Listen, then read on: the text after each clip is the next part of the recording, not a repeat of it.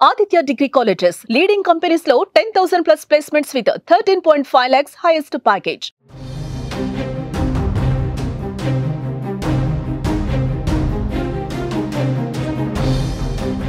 ఆంధ్రప్రదేశ్ తిరుపతి జిల్లాలోని సతీష్ ధావన్ అంతరిక్ష కేంద్రం షార్ కు బాంబు బెదిరింపు కాల్స్ తీవ్ర కలకలం రేపింది.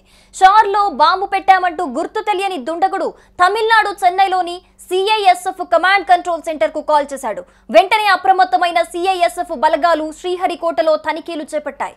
షార్ కేంద్రంలో బలగాలు అణువణువునా గాలించాయి.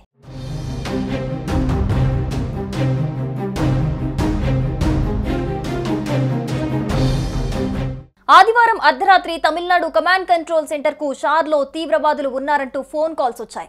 షార్ లో బాంబులు పెట్టారని, తీవ్రవాదులు ఉన్నారని చెప్పారు. దీంతో అధికారులు వెంటనే స్పందించి భద్రతా సిబ్బందిని అప్రమత్తం చేశారు. సోమవారం తెల్లవారుజాము నుంచి షార్ పరిసరాల్లో తనిఖీలు చేపట్టారు. CISF బలగాలు బృందాలుగా ఏర్పడి షార్ చుట్టుపక్కల గాలించారు. నెల్లూరు జిల్లా పోలీస్ యంత్రాంగం అప్రమత్తమైంది. సముద్ర మార్గాల్లో కోస్టల్ గార్డ్స్ కూడా తనిఖీలు చేశారు. స్థానిక పోలీసులు షార్ మొదటి గేటు, ఉద్యోగుల కాలనీలో విస్తృతంగా తనిఖీలు చేపట్టారు.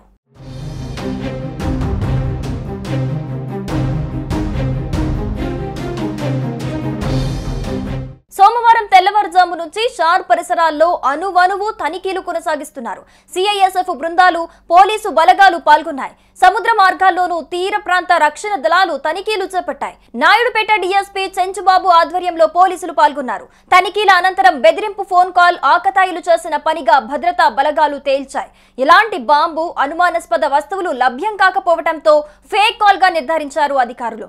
ఈ ఘటనపై కేసు నమోదు చేసిన పోలీసులు ఫేక్ కాల్ చేసిన వ్యక్తి ఎవరనే దానిపై ఆరా తీస్తున్నారు. బాంబు బెదిరింపు నేపథ్యంలో షార్ వద్ద CISF భద్రతను కట్టుదిట్టం చేశారు. షార్ ఉద్యోగులు, సిబ్బందిని తనిఖీ చేసిన తర్వాతే లోపలికి అనుమతిస్తున్నారు.